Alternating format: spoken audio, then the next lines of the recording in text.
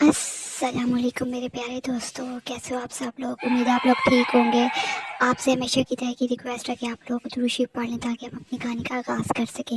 آپ سے ایک اور بھی ریکویسٹ ہے کہ آپ 5 وقت کی نماز، قرآن پاک کا بما ترجمہ بھی پڑھا کریں۔ اس میں ہی دنیا اور آخرت کی بھلائی ہے اور اسی سے رب کی خوشنودی حاصل ہوتی ہے۔ چلیے بڑھتے ہیں کہانی کی طرف۔ انڈیا کے خوبصورت سے گاؤں نیل نگر میں کاشا نامی ایک ڈھابے والا رہتا تھا۔ وہ بہت محنتی تھا۔ اس کا ڈھابا جادوئی ڈھابا تھا۔ دراصل بات شروع ہوتی ہے کاشا کی پیدائش سے۔ جب کاشا چھوٹا تھا تو بچپن میں ہی اس کے والد کی وفات ہو چکی تھی۔ اس کی ماں بھی بیمار تھی، جو کہ لوگوں کے گھروں میں جا کر کام کرتی تھی اور اپنا اور کاشا کا پیٹ پالتی تھی۔ کاشا صرف اکلوتا بیٹا تھا، اس کے اور کوئی بہن بھائی نہیں تھے۔ کاشا بھی اپنی ماں کا دکھ درد سمجھتا تھا۔ وہ بچپن سے ہی بہت حساس تھا۔ اسے بھی بچپن سے ہی غریبوں سے بہت لگاؤ ہو گیا تھا۔ وہ سوچتا تھا جب وہ بڑا ہوگا وہ غریبوں کے لیے اور اپنے گاؤں والوں کے لیے کچھ نہ کچھ ضرور کرے گا۔ کاشا بڑا ہوتا گیا، وقت گزرتا گیا۔ کاشا اب 10 سال کا ہو چکا تھا۔ وہ اپنی ماں کے ساتھ گھر گھر جا کر کام کرتا تھا۔ اس کی ماں اب بہت بوڑھی ہو چکی تھی۔ وہ اب چارپائی کے ساتھ لگ چکی تھی۔ اب وہ کسی کام کاج کی نہیں رہی تھی۔ اب اسے صرف دوائیاں ہی چاہیے تھیں۔ وہ بیمار رہتی لیکن کاشا کے پاس اسے ہاسپٹل لے جانے، اس کی دوائی دارو کرنے کے لیے بھی پیسے نہیں تھے۔ ان کا گھر کیا تھا، ایک معمولی سی جھونپڑی، بانس کے لکڑیوں کی معمولی سی جھونپڑی۔ کاشا ہر وقت پریشان رہتا کہ اپنی ماں کا علاج کہاں سے کرائے۔ کاشا چونکہ پڑھا لکھا نہیں تھا، کیونکہ اس کی ماں کے پاس اتنی آمدن نہیں تھی کہ اس کو پڑھا لکھا سکتی، اس لیے کاشا ان پڑھ تھا۔ اب کاشا کسی زمیندار کے کھیتوں میں کام کرنے لگا تھا۔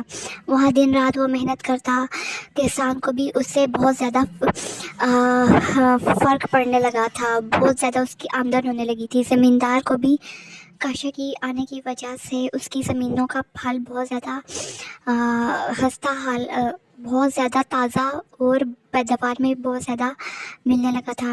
زمیندار سے بہت خوش تھا۔ زمیندار نے اس کو مہینہ وار اجرت دیتا۔ کاشا وہ پیسے لیتا اور گھر جا کر اپنی ماں کا علاج کراتا اور جو پیسے بچ جاتے اسے گھر کا خرچہ چلاتا۔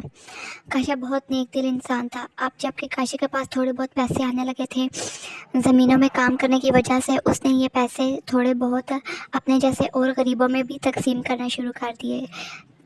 تاشا دل کا بہت بڑا تھا۔ تاشا سے لوگوں کا دکھ درد اور ان کی تکلیف دیکھی نہیں جاتی تھی۔ وہ اندر ہی اندر پریشان ہوتا رہتا تھا کہ یا اللہ مجھے اس قابل کر دے کہ میں تیری مخلوق کی خدمت کر سکوں، یا اللہ میری ماں کو بھی صحت دے دے۔ وہ ہر وقت اللہ سے دعا کرتا، وہ 5 وقت کی نماز ادا کرتا، وہ تہجد کا بھی پابند تھا اور قرآن سے بھی اسے خاصا لگاؤ تھا اور چلتے پھرتے ہر وقت درود شریف پڑھتا۔ اللہ کی کرنی ایسی ہوئی کہ تاشا کے پاس اتنے پیسے جمع ہو گئے کہ اس نے ایک ڈھابا کھولا۔ اب ڈھابا کیا تھا جس میں وہ ایک ایسی زبردست ڈش بناتا، 2 ڈشز بناتا، ایک چنے اور روٹیاں یعنی چنے اور نان، اور دوسری طرف بریانی بناتا۔ لوگوں کو اس کا کھانا بہت پسند آتا۔ تاشا غریب لوگوں کو تو مفت میں بھی کھانا دے دیتا تھا۔ غریب لوگ یعنی جو بھی مزدور کے دھاڑی دار لوگ ہوتے وہ تاشا کے ڈھابے پر آ کے مفت میں کھانا کھا لیتے۔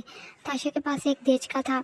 تاشا درود شریف پڑھ کر اس دیچکے پہ چمچ لگاتا اور اللہ کی برکت ہوتی، وہ کھانا خود بخود بڑھتا رہتا۔ تاشا جتنے بھی لوگوں کو کھانا کھلا دیتا، کھانا ختم ہونے کا نام نہ لیتا۔